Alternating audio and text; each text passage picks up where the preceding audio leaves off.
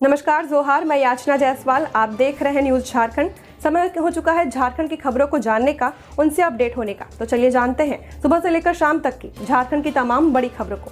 लेकिन उससे पहले यदि आप हमारे चैनल पर नए हैं तो हमारे चैनल को सब्सक्राइब करिए और बेल आइकन को प्रेस करिए। इससे आपको झारखंड की हर छोटी बड़ी खबरें सबसे पहले मिले। तो चलिए जानते हैं झारखंड की बड़ी खबरों को। झारखंड के लोगों को लगने वाला है 440 वोल्ट का झटका। 1 मई से इतने रुपए महंगी हो जाएगी बिजली। झारखंड में नए बिजली टैरिफ की घोषणा 30 अप्रैल तक कर दी जाएगी। जानकारी के मुताबिक मई से बिजली की दर 1 रुपए प्रति यूनिट बढ़ जाएगी। झारखंड राज्य विद्युत नियामक आयोग द्वारा इसकी तैयारी की जा रही है। सूत्रों ने बताया कि नए टैरिफ का ड्राफ्ट अंतिम चरणों में है। आयोग 30 अप्रैल तक इसे हर हाल में घोषित कर देना चाहता है ताकि 1 मई से टैरिफ प्रभावी हो सके। इधर जेबीवीएनएल भी नए टैरिफ का इंतजार कर रहा है। बीते वर्ष टैरिफ में बढ़ोतरी नहीं हो सकी थी। जेबीवीएनएल ने झारखंड का घरेलू उपभोक्ता की बिजली दर में प्रति यूनिट 2 रुपए बढ़ाने का प्रस्ताव दिया था। वर्तमान में शहरी क्षेत्र का घरेलू उपभोक्ता की बिजली दर 6.65 रुपए प्रति यूनिट है, जिसे 8.65 रुपए प्रति यूनिट करने का प्रस्ताव दिया गया है। वहीं फिक्स्ड चार्ज भी 100 रुपए प्रति माह से बढ़ाकर 200 रुपए प्रति माह करने का प्रस्ताव दिया गया था। जेबीवीएनएल का टैरिफ प्रस्ताव पर आयोग द्वारा जनसुनवाई की प्रक्रिया मार्च माह में पूरी कर ली गई है। जनसुनवाई पर आई आपत्तियों का जवाब जेबीवीएनएल आयोग को दे चुका है। अब टैरिफ को अंतिम रूप दिया जा रहा है। सूत्रों ने बताया कि इस वर्ष बिजली टैरिफ में 50 पैसे से लेकर 1 रुपए प्रति यूनिट तक बढ़ोतरी होने की संभावना है। महुआ चुनने गई महिला को हाथी ने पटका, मौत। साथ गई महिलाओं ने भागकर बचाई जान। आक्रोशितों ने बालूमाथ खलारी रोड को किया जाम। लतेहार में हाथियों के झुंड ने एक महिला को पटक कर मार डाला। महिला जंगल में महुआ चुनने गई थी। इसी दौरान हाथियों ने उसे सूंड में लपेटकर पटक दिया। वहीं इस घटना के बाद ग्रामीणों ने मुआवजे की मांग को लेकर सड़क जाम कर दिया है। घटना बालूमाथ थाना क्षेत्र अंतर्गत मारंग लोहिया गांव की है। मृतकों की पहचान सुनीता देवी के रूप में की गई है। परिजनों ने बताया कि सुनीता महुआ चुनने गई थी। वहां 16 से 17 की संख्या में हाथियों का झुंड मौजूद था। महुआ चुनने के दौरान हाथी के झुंड ने सुनीता पर हमला कर दिया और उसे पटककर गंभीर रूप से घायल कर दिया है। सुनीता के साथ गई अन्य महिलाओं ने किसी प्रकार भागकर अपनी जान बचाई और उसके परिजनों को इसकी सूचना दी है। परिजनों ने घायल महिला को बालूमाथ सामुदायिक स्वास्थ्य केंद्र पहुंचाया। रिम्स ले जाने के दौरान रास्ते में महिला की मौत हो गई। इधर घटना से आक्रोशित परिजन एवं ग्रामीणों ने बालूमाथ खलारी मुख्य पद को मरंग लोहिया गांव के पास जाम कर दिया। ग्रामीणों का आरोप है कि आए दिन इसी इलाके में हाथियों का झुंड उत्पात मचा रहा है, लेकिन वन विभाग जंगली हाथियों पर कोई कार्रवाई नहीं कर रही है। सड़क जाम कर रहे लोगों ने मृतका के परिजनों को 10 लाख रुपए मुआवजा और परिवार के एक सदस्य को सरकारी नौकरी देने की मांग की है। राजधानी में आज शाम बदलेगा मौसम का मिजाज। पूरे राज्य में ऑरेंज अलर्ट जारी। झारखंड में मौसम ने एक बार फिर करवट ले ली है। मौसम विभाग ने रविवार के लिए पूरे राज्य में तेज हवा, गरज और वज्रपात को लेकर ऑरेंज अलर्ट जारी किया है। खासकर राज्य के दक्षिणी हिस्सों में तेज आंधी, मेघ गर्जन और बारिश की प्रबल संभावना जताई गई है। इस दौरान हवाओं की रफ्तार 40 से 50 किलोमीटर प्रति घंटे तक पहुंच सकती है। रविवार को दिन में गर्मी बनी रही, लेकिन शाम होते होते मौसम बदल सकता है। तेज हवा और हल्के से मध्यम बारिश के बाद मौसम खुशनुमा हो सकता है। मौसम विभाग ने साफ किया है कि यह स्थिति 22 अप्रैल तक बनी रह सकती है। उस दिन भी येलो अलर्ट रहेगा। शनिवार को सिमडेगा, रामगढ़ और संताल परगना के कुछ हिस्सों में तेज हवा के साथ गरज और वज्रपात दर्ज किया गया है, जबकि राजधानी रांची इससे अछूती रही। कुछ इलाकों में हल्की बारिश भी हुई है। राज्य का सबसे गर्म जिला मेदिनीनगर रहा, जहां अधिकतम तापमान 38.4 डिग्री सेल्सियस रिकॉर्ड किया गया है। वहीं राजधानी रांची का अधिकतम तापमान 33.7 डिग्री सेल्सियस रहा। मौसम वैज्ञानिकों का अनुमान है कि 23 अप्रैल से राज्य भर में मौसम साफ रहेगा, लेकिन इसके साथ ही तापमान में 3 डिग्री सेल्सियस तक की वृद्धि भी हो सकती है। रांची में हॉक विमानों ने दिखाए हैरत अंगेज करतब। एयर शो का आज दूसरा दिन। विमानों ने आसमान में बनाया तिरंगा, लोग हुए उत्साहित। राजधानी रांची में रविवार को एयर शो का दूसरा और आखिरी दिन रहा। इस दौरान भारतीय वायुसेना ने अपना शौर्य दिखाया। नामकुम के खोजा टोले स्थित आर्मी ग्राउंड में सूर्य किरण एरोबेटिक्स टीम ने एयर शो किया। वायुसेना के पायलटों ने हॉक विमानों से 1 घंटे तक आसमान में करतब दिखाए हैं। आसमान में 5 मीटर से भी कम दूरी रखते हुए पायलट ने अलग अलग कलाकृतियां बनाई। इससे लोग रोमांचित हो उठे। विमानों के आसमान में तिरंगा बनाते ही वहां मौजूद लोगों ने भारत माता की जय के नारे लगाए। बच्चा हो या बुजुर्ग, शो देखने के लिए पहुंचे सभी लोगों में गजब का उत्साह दिखा। ग्राउंड के चारों तरफ भीड़ में मौजूद कई बच्चे और महिलाएं अपने हाथ में तिरंगा झंडा लिए हुए थे। भारतीय वायुसेना की सूर्य किरण टीम का विमान जैसे ही आसमान में दिखा, हाथ हिलाते हुए सभी ने अभिवादन करना शुरू कर दिया। गोड्डा में हत्या के आरोपी को मारी गोली, युवक के जबड़े में लगी। जमानत पर आया था जेल से बाहर। गांव के 2 लोगों पर आरोप। गोड्डा जिले के महागामा थाना क्षेत्र में बीती रात हत्या के आरोपी को गोली मार दी गई है। गोली युवक के जबड़े में लगी है। परिजनों ने उसे अस्पताल में भर्ती कराया है। यहाँ से उसे भागलपुर रेफर कर दिया गया। घटना बनरचूहा गांव का है। जख्मी युवक की पहचान श्याम झा 19 वर्षीय के रूप में की गई है। 2023 में श्याम पर गांव में जमीन विवाद में एक व्यक्ति की हत्या का आरोप है। श्याम इस मामले में कुछ दिन जेल में था, फिलहाल जमानत पर बाहर था। घायल श्याम के भाई कन्हैया झा ने बताया कि वे लोग घर के बाहर बैठे थे। इसी दौरान गांव के ही गोलू यादव और चर्चित झा वहां आए। उन्होंने श्याम के झबड़े में गोली मार दी और भाग निकले। श्याम को एक गोली लगी है। इधर घायल को तुरंत महागामा स्थित सामुदायिक स्वास्थ्य केंद्र ले जाया गया। डॉक्टरों ने गंभीर हालत देखते हुए सदर अस्पताल गोड्डा रेफर कर दिया है। यहां से युवक को भागलपुर रेफर किया गया। झारखंड कंबाइंड एग्रीकल्चर एंट्रेंस परीक्षा 2025 के लिए आज से शुरू हुए ऑनलाइन आवेदन। झारखंड संयुक्त प्रवेश प्रतियोगिता परीक्षा परिषद ने कृषि एवं इससे जुड़े पाठ्यक्रमों में नामांकन के लिए होने वाली संयुक्त प्रवेश परीक्षा 2025 के लिए ऑनलाइन आवेदन की प्रक्रिया शुरू कर दी है। अभ्यर्थी 20 अप्रैल से 20 मई 2025 तक JCECEB की आधिकारिक वेबसाइट पर जाकर आवेदन कर सकते हैं। यह परीक्षा 15 जून 2025 को राज्य के रांची और दुमका में स्थित विभिन्न परीक्षा केंद्रों पर आयोजित की जाएगी। परीक्षा के माध्यम से बिरसा कृषि विश्वविद्यालय कांके और इससे संबंध महाविद्यालयों में संचालित bachelor in veterinary science and animal husbandry, BSc agriculture, forestry, agriculture engineering और हार्टिकल्चर जैसे स्नातक पाठ्यक्रमों में नामांकन किया जाएगा। परिषद ने इच्छुक अभ्यर्थियों से समय पर आवेदन भरने की अपील की है और यह भी स्पष्ट किया है कि परीक्षा से जुड़ी विस्तृत जानकारी एवं दिशा निर्देश वेबसाइट पर उपलब्ध है। एक साल बाद भी 25,000 PDS दुकानों के लिए क्यों नहीं खरीदी गई 4G EPOS मशीन। राज्य के लगभग 25,000 PDS दुकानों के लिए 4G EPOS मशीन क्रय करने का निर्णय तत्कालीन मुख्यमंत्री चंपई सोरेन के कार्यकाल में लिया गया था। फरवरी 2024 में कैबिनेट ने 63.72 करोड़ की लागत से PDS दुकानों के लिए EPOS मशीन खरीदने के विभाग के प्रस्ताव पर अपनी स्वीकृति दी थी। इन मशीनों के मेंटेनेंस पर प्रतिवर्ष 28.67 करोड़ रुपए के खर्च का प्रावधान भी किया गया है, लेकिन एक साल से अधिक समय बीतने के बाद भी राज्य के PDS दुकानों के लिए EPOS मशीन की खरीदारी नहीं हो सकी है। विलंब के बारे में विभागीय मंत्री डॉक्टर इरफान अंसारी से पूछने पर उन्होंने कहा कि प्रक्रिया बहुत जटिल है। उन्होंने मामले की समीक्षा की है। टेंडर प्रक्रिया जारी है। जल्द ही EPOS मशीन क्रय करने के लिए टेंडर जारी कर दिया जाएगा, लेकिन खरीदारी में इतना अधिक वक्त लगने पर कई तरह के सवाल उठने लगे हैं। झुंड से भटका हाथी का बच्चा कुएं में गिरा, काफी मशक्कत के बाद निकाला गया सुरक्षित बाहर।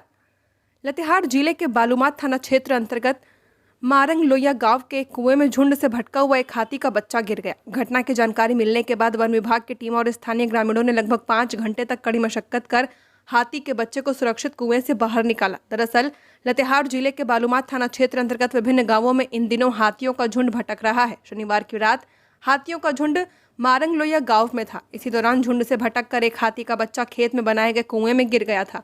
हाथी के बच्चे के कुएं में गिरने के बाद जोरदार आवाज हुई। ग्रामीणों ने समझा कि हाथियों ने किसी के घर को ध्वस्त किया है, लेकिन जब आसपास हाथी का झुंड दिखाई नहीं पड़ा और कुएं के पास से हाथी के चिंघाड़ने की आवाज सुनाई पड़ी तो कुछ लोगों ने हिम्मत कर कुएं के पास जाकर देखा। कुएं में हाथी के बच्चे को देखकर ग्रामीणों ने इसकी सूचना वन विभाग के अधिकारियों को दी। सूचना मिलने के बाद वन विभाग की टीम देर रात गांव में पहुंची और हाथी को कुएं से निकालने का प्रयास आरंभ किया। JCB के माध्यम से कुएं के पास से गड्ढा खोदकर रास्ता बनाया गया। लगभग 5 घंटे की कड़ी मशक्कत के बाद हाथी के बच्चे को सुरक्षित कुएं से बाहर निकाला गया। देश में गृह युद्ध के लिए CGI जिम्मेदार, निशिकांत दुबे के बयान से भाजपा ने किया किनारा। गोड्डा से बीजेपी के सांसद निशिकांत दुबे अक्सर अपने बयानबाजी के कारण सुर्खियों में रहते हैं। अपने कई बयान से वह कई बार खुद की किरकिरी करा चुके हैं। इस बार उन्होंने सुप्रीम कोर्ट और चीफ जस्टिस ऑफ इंडिया को लेकर विवादास्पद बयान दिया है, जिससे राजनीतिक हलकों में तूफान खड़ा हो गया है। उन्होंने बयान दिया है कि देश में गृह युद्ध के लिए chief justice of India Sanjeev Khanna जिम्मेदार है, वहीं धार्मिक युद्ध भड़काने के लिए सुप्रीम कोर्ट जिम्मेदार है। उन्होंने कहा, सुप्रीम कोर्ट अपनी सीमाओं से बाहर जा रहा है। अगर हर किसी को सारे मामलों के लिए सर्वोच्च अदालत जाना पड़े तो संसद और विधानसभा बंद कर देनी चाहिए। गोड्डा सांसद ने संविधान के अनुच्छेद 368 का हवाला देते हुए कहा कि कानून बनाना संसद का काम है और सुप्रीम कोर्ट का काम कानूनों की व्याख्या करना है। अदालत सरकार को आदेश दे सकती है, लेकिन संसद को नहीं। ईस्टर आज मुख्यमंत्री हेमंत सोरेन ने सभी को पर्व की दी शुभकामनाएं। ईसाई समुदाय का महत्वपूर्ण पर्व ईस्टर आज 20 अप्रैल रविवार को मनाया जा रहा है। इसी दिन प्रभु यीशु का पुनर्जन्म हुआ था। इस अवसर पर मुख्यमंत्री हेमंत सोरेन ने भी सभी राज्यवासियों को ईस्टर की शुभकामनाएं दी हैं। उन्होंने अपने सोशल मीडिया हैंडल एक्स पर पोस्ट कर सभी को हैप्पी ईस्टर कहकर बधाई दी है। गुमला में एम्बुलेंस चालक की लापरवाही से मरीज की मौत। सड़क हादसे में जख्मी को किया रिम्स रेफर। एम्बुलेंस में शिफ्ट करते समय ड्राइवर भागा। गुमला में एक सड़क दुर्घटना के बाद एम्बुलेंस चालक की लापरवाही से एक मरीज की मौत हो गई। सड़क हादसे में जख्मी मरीज को सदर अस्पताल से रिम्स रेफर कर दिया गया था। परिजनों ने मरीज को एम्बुलेंस में डाला, इधर ड्राइवर भाग निकला। करीब आधे घंटे तक एम्बुलेंस में पड़े रहने के कारण मरीज की मौत हो गई। मृतक की पहचान धौटा टोली गांव के 50 वर्षीय अजय तिग्गा के रूप में की गई है। अजय के परिजनों ने बताया कि शनिवार रात गुमला रांची राष्ट्रीय राजमार्ग पर नागफेनी के पास बाइक और स्कूटी की टक्कर हो गई है। इस हादसे में अजय तिग्गा गंभीर रूप से घायल हो गए। स्थानीय लोगों ने घायल को गुमला सदर अस्पताल पहुंचाया। सिसई थाना पुलिस ने दोनों वाहनों को जब्त कर लिया है। इधर डॉक्टरों ने प्राथमिक उपचार के बाद अजय की गंभीर स्थिति को देखते हुए उन्हें रिम्स रांची रेफर कर दिया गया था। परिजनों ने कॉल कर एम्बुलेंस बुलाया। जब वे मरीज को एम्बुलेंस में शिफ्ट कर रहे थे तभी चालक बिना किसी को कुछ बताए फरार हो गया। करीब आधे घंटे तक एम्बुलेंस में बिना सहायता के पड़े रहने के कारण अजय की मौत हो गई है। परिजनों का आरोप है कि उन्होंने समय पर ऑक्सीजन की मांग की थी, लेकिन अस्पताल प्रशासन ने यह सुविधा नहीं दी। घटना के बाद अस्पताल में लोगों की भीड़ जमा हो गई। स्थानीय लोगों ने अस्पताल प्रबंधन की लापरवाही पर सवाल उठाए हैं। लंबित मांगों के लिए संघर्ष करेगी आंगनबाड़ी सेविका सहायिका। झारखंड राज्य आंगनबाड़ी सेविका सहायिका संघ झारखंड के केंद्रीय समिति की बैठक माला देवी प्रदेश अध्यक्ष की अध्यक्षता में रांची में संपन्न हुई, जिसमें संघ के प्रधान संरक्षक सुशील कुमार पांडे केंद्रीय पर्यवेक्षक के रूप में मौजूद रहे। राखी देवी प्रदेश महासचिव ने विस्तार से सांगठनिक प्रस्तावों को बैठक में रखी। सुशील कुमार पांडे प्रधान संरक्षक ने कहा कि सरकार किसी भी पार्टी की रहे, कामगारों को अपनी मांगों की पूर्ति हेतु संघर्ष जारी रखना होगा। आज की बैठक में संघ के विगत आंदोलन की समीक्षा कर संघ की लंबित मांगों की पूर्ति हेतु भावी आंदोलन की रूपरेखा तय की गई है। राज्य कमेटी ने वर्तमान में राज्य कर्मियों के हित में स्टेट बैंक में वेतन खाताधारी राज्य कर्मियों को देय बीमा एवं अन्य सुविधाओं के लिए सरकार के कदम को सराहा तथा मांग किया कि इस योजना में राज्य के आंगनबाड़ी कार्यकर्तियों सहित सभी संविदा अनुबंध कर्मचारियों को भी शामिल करने हेतु स्पष्ट संशोधित संकल्प जारी हो। सरायकेला खरसावां डीसी को सिविल सर्विसेज डे पर सम्मानित करेंगे प्रधानमंत्री मोदी। सरायकेला खरसावां जिले के डीसी रविशंकर शुक्ला को प्रधानमंत्री नरेंद्र मोदी सम्मानित करेंगे। सरायकेला खरसावां के डीसी को वर्ष 2024 में बेहतरीन प्रशासनिक सेवा के लिए यह पुरस्कार दिया जाएगा। आकांक्षी प्रखंड कार्यक्रम में ओवरऑल बेहतरीन प्रदर्शन के लिए पुरस्कार दिया जाएगा। प्रधानमंत्री नरेंद्र मोदी 21 अप्रैल को सिविल सर्विसेज डे पर देश की राजधानी नई दिल्ली के विज्ञान भवन में आयोजित कार्यक्रम में उन्हें पुरस्कृत करेंगे।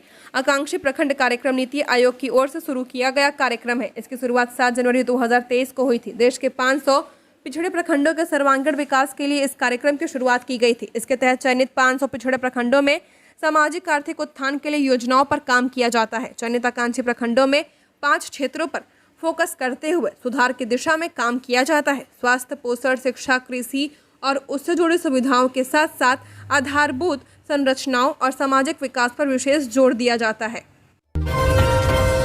झारखंड के शाहरुख हैं सीएम हेमंत सोरेन। बीजेपी को एक आदिवासी मुख्यमंत्री चुभता है, मंत्री इरफान अंसारी। स्वास्थ्य मंत्री इरफान अंसारी ने मुख्यमंत्री हेमंत सोरेन की खूब सराहना की है। उन्होंने कहा, हेमंत जी, आप सिर्फ हमारे मुख्यमंत्री नहीं हैं, आप हमारे हीरो हैं। जैसे शाहरुख खान सिनेमा की दुनिया में लाखों दिलों पर राज करते हैं, वैसे ही आप झारखंड के लोगों के दिलों में बसते हैं। आपके अंदाज में आत्मविश्वास है, आपके फैसलों में दम है और आपके इरादों में सिर्फ झारखंड का भला। भाजपा को आपकी यही चमक चुभती है। वो कभी भी एक आदिवासी मुख्यमंत्री को पचा नहीं पाई है। आपकी विदेश यात्रा को भी उन्होंने मजाक बनाने की कोशिश की, जैसे किसी हीरो की तरक्की देखकर सारे विलन बेचैन हो जाते हैं। असल में भाजपा में विलन की संख्या ज्यादा है। जहां आप एक अकेले सच्चे हीरो की तरह झारखंड को आगे ले जाने का सपना लेकर चलते हैं, वहीं भाजपा के कई चेहरे मिलकर उस सपने को तोड़ने की साजिश करते हैं। लेकिन भाई, सिनेमा हो या राजनीति, आखिर जीत हमेशा हीरो की ही होती है। भाजपा का मकसद है झारखंडी जनता की अस्मिता को कुचलना, हमारी पहचान को मिटाना। पर आप वो पत्थर हैं जिसे कोई भी जोर से ठोकर मारे वो और मजबूत हो जाता है। परिवार में खूनी संघर्ष, साले ने जीजा की पीठ पर घोंपा चाकू, स्थिति गंभीर। धनबाद के झरिया थाना क्षेत्र विक्ट्री दुर्गा स्थान मोहल्ले में कल देर रात 2 पक्षों के बीच खूनी संघर्ष देखने को मिला है। दोनों पक्षों के बीच जमकर मारपीट की घटना हुई है। इस दौरान दोनों तरफ से जमकर पथराव भी हुआ। दोनों ही पक्ष के लोग रिश्तेदार हैं। घटना के बाद वहां भगदड़ मच गई। मारपीट के दौरान देव प्रकाश यादव ने अपने बहनोई राजीव कुमार दास के पीठ में चाकू घोंप दिया। वहीं घटना में जीजा राजीव की गर्भवती पत्नी अंजू देवी भी बुरी तरह से घायल हो गई। घायल अवस्था में ही राजीव झरिया थाना पहुंचा और मामले की सूचना पुलिस को दी। झरिया पुलिस ने उसे एक निजी अस्पताल में भर्ती कराया, जहां चिकित्सकों ने गंभीर स्थिति को देखते हुए उसे SNMMCH रेफर कर दिया है। उसकी स्थिति गंभीर बनी हुई है। जानकारी के मुताबिक विक्ट्री दुर्गा स्थान निवासी राजीव कुमार दास ने अपने मोहल्ले के देव प्रकाश यादव की बहन से 1.5 साल पूर्व अंतरजातीय प्रेम विवाह किया था। हालांकि इस शादी पर दोनों परिवार वालों की सहमति बन गई थी। इधर कुछ दिनों से राजीव का विवाद उसके साला देव प्रकाश से चल रहा था। दीपिका पांडे का निशिकांत दुबे पर तीखा वार, बोली सुप्रीम कोर्ट पर टिप्पणी मोदी सरकार की सोची समझी साजिश। गोड्डा से बीजेपी के सांसद निशिकांत दुबे के विवादित बयान के बाद राजनीतिक गलियारों तूफानों आ चुका है। कांग्रेस के नेता निशिकांत दुबे पर हमलावर हैं। इसी बीच झारखंड की ग्रामीण विकास मंत्री दीपिका पांडे सिंह ने भी निशिकांत दुबे पर हमला बोला है। उन्होंने सोशल मीडिया एक्स पर लिखा कि निशिकांत दुबे की जुबान नहीं फिसली है, ये मोदी सरकार की सोची समझी रणनीति है, सुप्रीम कोर्ट को दबाने, डराने और बदनाम करने की है। जब सीजीआई पर गृहयुद्ध भड़काने का आरोप लगाया जाता है तो समझिए कि सत्ता के अहंकार ने अब लोकतंत्र की जड़ें हिलाने की ठान ली है। ये सीधा अपमान है संविधान का, न्यायपालिका का और देश के हर नागरिक का। सत्ता की सनक में अंधे हो चुके हैं, पर यह भारत है, यहाँ अदालतें बिकती नहीं, झुकती नहीं। अंडर 19 SGFI फुटबॉल, तमिलनाडु को परास्त कर फाइनल में झारखंड की टीम। मणिपुर की राजधानी इम्फाल में चल रही अंडर 19 SGFI 68वीं फुटबॉल खेल में बालिका की टीम ने तमिलनाडु की टीम को 5-0 से हरा दिया है। झारखंड के लिए एलिजाबेथ ने 2 गोल, अल्फा ने 2 गोल तथा रीना कुमारी ने 1 गोल किया। इस जीत के साथ झारखंड की टीम ने फाइनल में जगह बना ली है। अब सोमवार को होने वाले फाइनल मुकाबले में झारखंड की टीम मणिपुर और पश्चिम बंगाल के बीच विजयी होने वाले दूसरे सेमीफाइनल के विजेता से खेलेगी। झारखंड की टीम के साथ कोच के रूप में बिंदु कुजूर, मैनेजर लीना सोरेन तथा HOD के रूप में बिंदेश्वर महतो भी शामिल हैं। मनरेगा में इस वित्तीय वर्ष 9,01,852 से ज्यादा योजनाओं पर काम, 53% योजनाओं को मिली स्वीकृति।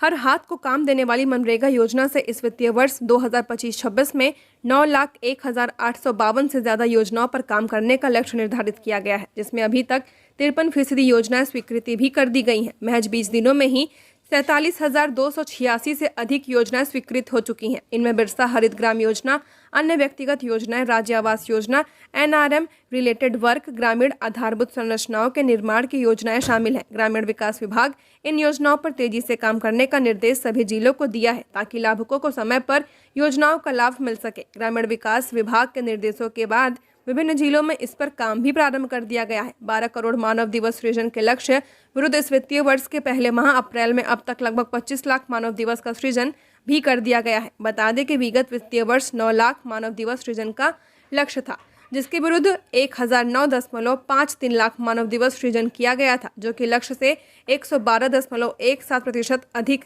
हासिल किया गया था। देवघर में बाबा साहेब भीमराव अंबेडकर की प्रतिमा की क्षतिग्रस्त, भारी बवाल के बीच पहुंचे विधायक। संविधान निर्माता बाबा साहेब भीमराव अंबेडकर की प्रतिमा के साथ छेड़छाड़ करने का मामला सामने आया है। घटना देवीपुर थाना क्षेत्र के बरियापुर गांव में शनिवार के दिन घटी, जहां असामाजिक तत्वों ने बाबा साहेब भीमराव अंबेडकर की प्रतिमा के कई हिस्सों को क्षतिग्रस्त कर दिया। प्रतिमा के क्षतिग्रस्त होने की सूचना पर स्थानीय लोग आक्रोशित हो गए। दोषियों पर सख्त कार्रवाई की मांग पुलिस और प्रशासन से की है। मामले को गंभीरता से देखते हुए घटनास्थल पर SP अशोक सिंह पहुंचे और आक्रोशित लोगों को शांत कराया। प्रतिमा खंडित होने पर आक्रोशित लोगों को समझाने के लिए देवघर से राष्ट्रीय जनता दल के विधायक सुरेश पासवान भी लोगों के बीच पहुंचे। उन्होंने लोगों को आश्वासन दिया कि बाबा भीमराव अंबेडकर की प्रतिमा को फिर से बनाई जाएगी और आसपास की जमीन को अधिग्रहण कर प्रतिमा को भव्य रूप दिया जाएगा। बाबा साहेब भीमराव अंबेडकर की एक छोटी प्रतिमा बनाई गई थी, जिसको बाद में भव्य रूप देने की बात कही गई थी, लेकिन उससे पहले ही कुछ असामाजिक तत्वों ने प्रतिमा को क्षतिग्रस्त कर दिया, जिसके बाद स्थानीय लोगों ने काफी देर तक हंगामा किया और लोगों ने पुलिस से आरोपियों की गिरफ्तारी की मांग की है।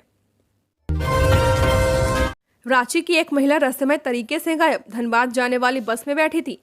रांची के कोकर इलाके की रहने वाली एक महिला अपने 2.5 साल के बेटे के साथ रहस्यमय परिस्थितियों में लापता हो गई है।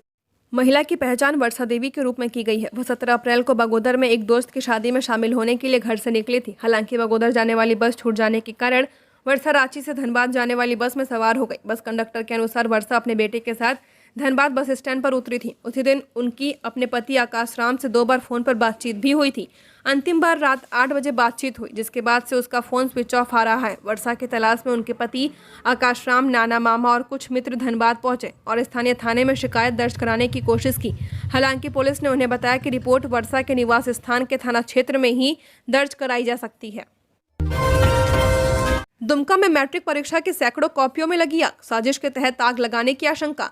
झारखंड एकेडमिक काउंसिल द्वारा ली गई मैट्रिक परीक्षा की उत्तर पुस्तिकाएं जलने की बड़ी घटना सामने आई है। बताया जा रहा है कि करीब 800 से 900 कॉपियां जल गई हैं, जिसमें से 200 से 250 पूरी तरह से राख हो गई हैं, जबकि बाकी कॉपियां आंशिक रूप से जली हैं। जली हुई उत्तर पुस्तिकाएं पहले ही जांची जा चुकी थी और उन्हें एक अलग कमरे में रखा गया था। वहीं जिन कॉपियों की जांच बाकी थी वे दूसरे कमरे में थी। प्रारंभिक जांच में यह साजिश लग रही है। जानकारी के अनुसार स्कूल के पीछे लोहे की खिड़की से मोबिल या डीजल जैसे ज्वलनशील पदार्थ को अंदर डाला गया है। साथ ही प्लास्टिक जैसे सामग्री से आग सुलगाई गई है ताकि धीरे धीरे कॉपियां जल जाए। यह मामला श्री रामकृष्ण आश्रम +2 उच्च विद्यालय दुमका का है, जो 4 मूल्यांकन केंद्रों में से एक था। शुक्रवार देर रात करीब 2:08 पर स्कूल के एक कमरे में आग लगने की सूचना मिली थी। स्कूल की प्रभारी प्रधानाध्यापिका प्रियंका कुमारी ने आग लगने की सूचना जिला शिक्षा पदाधिकारी भूतनाथ रजवार को दी थी। इसके बाद थाना प्रभारी डीईओ और अन्य शिक्षक भी मौके पर पहुंचे। तब तक आग पर काबू पाया जा चुका था। घटना को लेकर थाने में लिखित शिकायत दर्ज करवाई गई है। पुलिस पूरे मामले की जांच कर रही है। अधिकारियों का कहना है कि जल्द इस साजिश के पीछे की सच्चाई सामने लाई जाएगी। फिलहाल जैक और जिला प्रशासन दोनों घटना को गंभीरता से लेते हुए कार्रवाई में जुट गई है। पीएच एकेडमी के छात्रों का जेईई 2025 में शानदार प्रदर्शन। रांची के करमटोली से प्रतिष्ठित कोचिंग संस्थान पीएच एकेडमी ने पहली बार में अपनी गुणवत्ता और मार्गदर्शन की श्रेष्ठता को सिद्ध कर दिखाया है। जेईई 2025 के परिणाम में संस्थान के होनहार छात्र त्रिदस प्रसाद ने 99.51% हासिल कर न केवल संस्थान का नाम रोशन किया बल्कि पूरे रांची में गौरव का विषय बने हैं। इतना ही नहीं, इस संस्थान के 80% छात्रों ने जेईई एडवांस 2025 के लिए क्वालिफाई कर यह सिद्ध कर दिया कि पीएच एकेडमी छात्रों के लिए सिर्फ एक कोचिंग संस्थान नहीं बल्कि सफलता की ओर जाने वाली एक मजबूत सीढ़ी है। संस्थान के डायरेक्टर ने छात्रों को बधाई देते हुए कहा, हमारा उद्देश्य केवल शिक्षा देना नहीं बल्कि हर छात्र के सपनों को दिशा देना है। यह सफलता हमारी टीम की मेहनत और छात्रों की लगन का प्रतिफल है। पीएच एकेडमी की टीम ने बताया कि यहाँ छात्रों को व्यक्तिगत मार्गदर्शन, नियमित टेस्ट, कॉन्सेप्ट क्लियरिंग सेशंस और मनोवैज्ञानिक सपोर्ट के माध्यम से हर स्तर पर तैयार किया जाता है। बेड़ो और इटकी प्रखंड कार्यालय में मंत्री शिल्पी नेहा तिर्की ने लाभुकों के बीच योजनाओं का किया वितरण। कृषि पशुपालन एवं सहकारिता मंत्री शिल्पी नेहा तिर्की ने बेड़ो और इटकी प्रखंड कार्यालय परिसर में लाभुकों के बीच राज्य सरकार की योजनाओं का वितरण किया है। इस मौके पर मंत्री ने कहा कि राज्य में गठबंधन वाली सरकार योजनाओं को जाति, धर्म और भाषा के आधार पर नहीं बांटती बल्कि जरूरतमंद लोगों को योजना का लाभ देने और लोगों के आंसू पोंछने का काम करती है। सरकार का लक्ष्य गाँव घर के लोगों को मजबूत बनाना है। आज उसी उद्देश्य के साथ चाहे प्राकृतिक आपदा की मार झेल चुके लोग हो या सड़क दुर्घटना में अपनों को खोने वालों का परिवार, राज्य सरकार की योजनाओं का लाभ देकर उन्हें मजबूत बनाने का काम किया जा रहा है। मंत्री ने कहा कि राज्य की जनता को गठबंधन वाली सरकार की योजनाओं को जानने की जरूरत है। जानकारी के अभाव में लोग सरकार की योजना का लाभ नहीं ले पाते हैं। कई बार तो गांव के भोले भाले लोग बिचौलियों के चक्कर में फंसकर आर्थिक नुकसान की मार भी झेलते हैं। आज राज्य की गठबंधन वाली सरकार बच्चों के लिए छात्रवृत्ति योजना से लेकर बुजुर्गों के लिए पेंशन से और महिलाओं के लिए मुख्यमंत्री मैया सम्मान योजना का लाभ दे रही है। बस जरूरत है कि योजना की अर्हता पाने वाले लोगों को आवेदन देने की। राज्य सरकार गांव को सबल और आत्मनिर्भर बनाने की दिशा में लगातार कदम बढ़ा रही है। मैया सम्मान योजना से रांची में लाभुकों से सत्यापन के लिए आंगनबाड़ी सेविका ऐंठ रही पैसे। 100 से 500 रुपए तक की हो रही वसूली। मैया सम्मान योजना की लाभुक महिलाओं से सत्यापन के नाम पर आंगनबाड़ी सेविका पैसे ऐंठ रही हैं। सत्यापन के बदले प्रत्येक महिला से 100 से 500 रुपए की वसूली की जा रही है।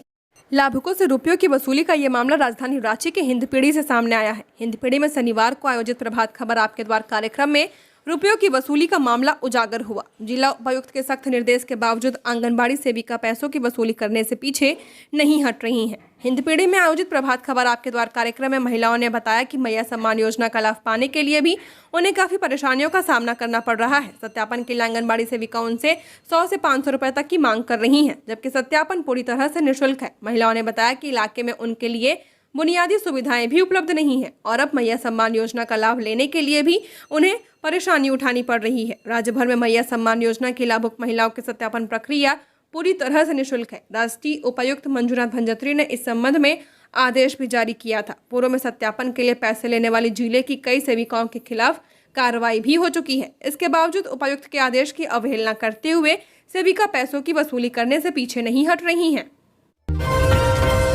झारखंड साक्षरता दर में बिहार और उत्तर प्रदेश से आगे। झारखंड की साक्षरता दर औसतन 73.85% हो चुकी है।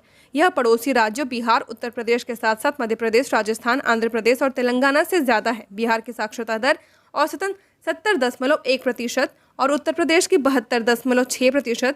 यह खुलासा केंद्रीय सांख्यिकी और कार्यक्रम क्रियान्वयन मंत्रालय की रिपोर्ट में किया गया है। देश में 7 साल से अधिक आयु के पुरुष की साक्षरता दर 84.7% और महिला की 70.3% है। साक्षरता दर का राष्ट्रीय औसत 77.5% है। रिपोर्ट में झारखंड के ग्रामीण क्षेत्रों में 71% और शहरी क्षेत्रों में करीब 86% लोग साक्षर हैं। राज्य के ग्रामीण क्षेत्रों में 80.6% पुरुष और 61.4% महिला साक्षर हैं, जबकि शहरी क्षेत्रों के 92.6% पुरुष और 78.6% महिला साक्षर हैं। ओवरऑल पुरुष महिला की साक्षरता की बात करें तो झारखंड के 83% पुरुष और 64.7% महिला साक्षर हैं। राज्यपाल के आदेश के बाद हरकत में आया प्रशासन, यूनिवर्सिटी में क्लास होंगे नियमित। रांची यूनिवर्सिटी में अब कक्षाओं के नियमित संचालन को लेकर विश्वविद्यालय प्रशासन ने कड़े कदम उठाए हैं। शनिवार को जारी किए गए स्टैंडर्ड ऑपरेटिंग प्रोसीजर के तहत अब सभी शिक्षकों को सुबह 10:30 बजे से शाम 4 बजे तक अपने विभाग या कॉलेज में उपस्थित रहना अनिवार्य कर दिया गया है। वहीं नॉन टीचिंग स्टाफ के लिए समय सीमा सुबह 10:30 से शाम 5 बजे तक निर्धारित की गई है। एसओपी के अनुसार अगर किसी शिक्षक को किसी कार्य से बाहर जाना हो तो उन्हें विभागाध्यक्ष, एचओडी या प्राचार्य से अनुमति लेनी होगी और इसे एक रजिस्टर में दर्ज करना होगा। एचओडी को डीन से और डीन व प्राचार्य को कुलपति से बाहर जाने की पूर्व अनुमति लेनी होगी। यह निर्णय राज्यपाल सह कुलाधिपति संतोष कुमार गंगवार के हस्तक्षेप के बाद आया है। हाल ही में क्षेत्र आजसू के प्रदेश कार्यकारी अध्यक्ष बबलू महतो के नेतृत्व में छात्रों के एक प्रतिनिधिमंडल ने राज्यपाल से मिलकर शिकायत की थी कि रांची यूनिवर्सिटी और डीएसपीएमयू जैसे प्रमुख विश्वविद्यालयों में स्थायी एवं वरीय शिक्षक नियमित रूप से कक्षाएं नहीं लेते हैं। इस पर राज्यपाल ने गंभीर संज्ञान लेते हुए संबंधित कुलपतियों को सख्त निर्देश दिए कि कक्षाओं का नियमित संचालन सुनिश्चित किया जाए। तो ये थी झारखंड की टॉप बड़ी खबरें। ऐसे ही झारखंड की हर खबरों को जानने के लिए हमारे चैनल को सब्सक्राइब करें। धन्यवाद।